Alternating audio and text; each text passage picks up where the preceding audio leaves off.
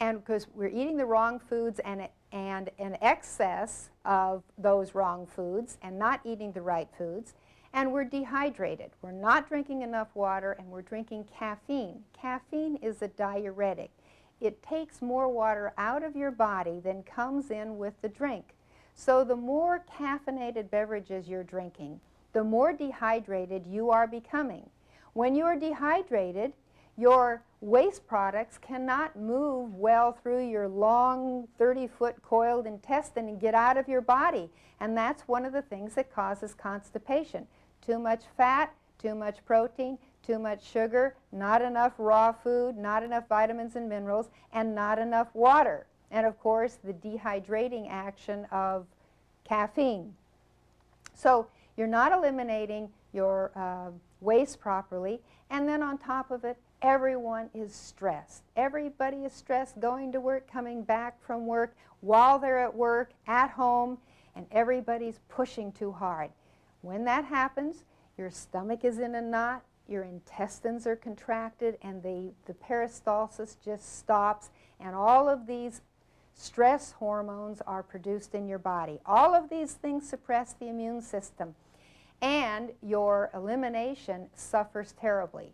When you are constipated, and by the way, laxatives are the #1 selling over-the-counter drug in America because everybody's constipated.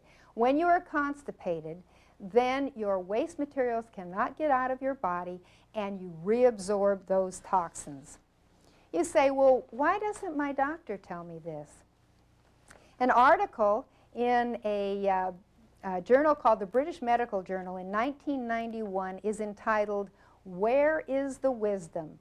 This article shows that only 15% of all the treatments and interventions doctors apply to patients, or the treatment plan they give to the patient, only 15% are backed by good scientific studies. 85% is just, well, I'll do this, or I'll do that, or my professor told me this, or the books say this. It is not backed by hard scientific data. So you can see that when you go to your doctor may tell you something with a very definite tone of voice. But in fact, there is a lot of controversy over whether any of these treatments really work.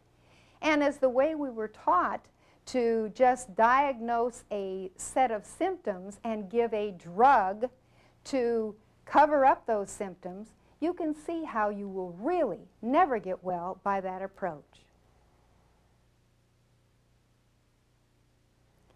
According to the American Medical Association and the government, cardiac disease is the #1 cause of death.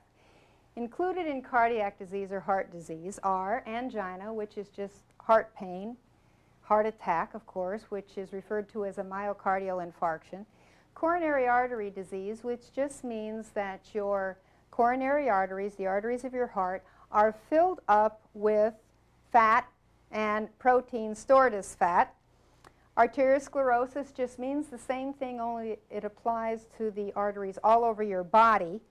And then transient ischemic attacks are like mini strokes where you can have the blood cut off to one of the vessels to your brain.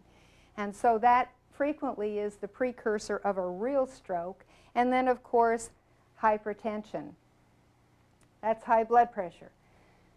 What is it that all these have in common? Well, they're all due to a narrowing of the arteries. You go to your doctor, and the doctor will give you drugs. Sometimes they'll give you a drug to try to open your arteries so you won't have the pain of angina, which just means your heart is not getting enough blood. If you have a heart attack, sometimes they'll give you drugs to try to increase the output of your heart. And if you have coronary artery disease, frequently they will suggest a coronary artery bypass. Well, let's just think about that. Is angina caused by a deficiency of, say, nitroglycerin? Of course not. Nitroglycerin has side effects. All these drugs have side effects. Is coronary artery disease caused by a deficiency of a coronary artery bypass? Of course not.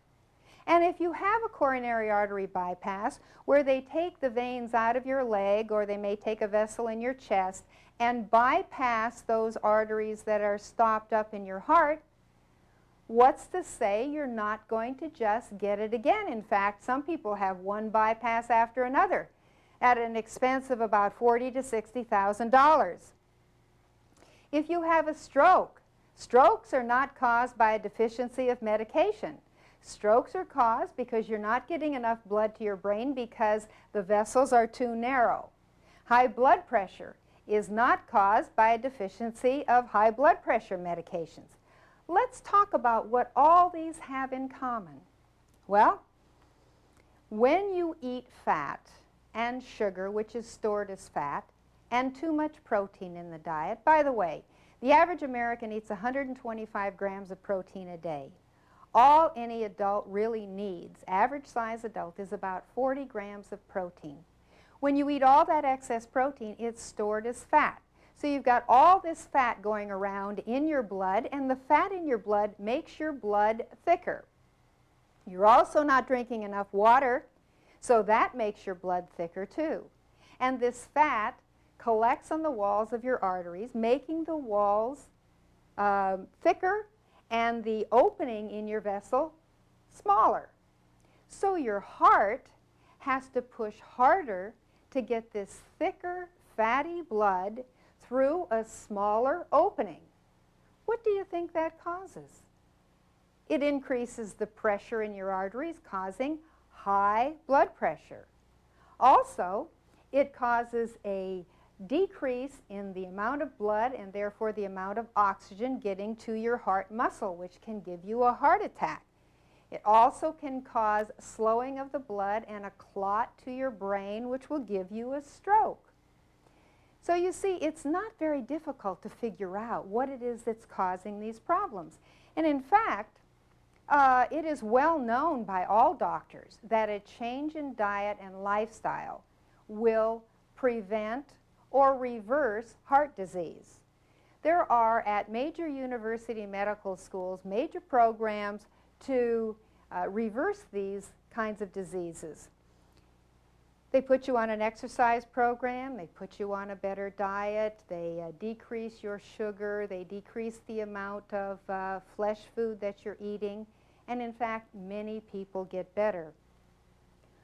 But they say it doesn't work for any other disease. Well, we'll find out today that it does in fact work for many, many other diseases.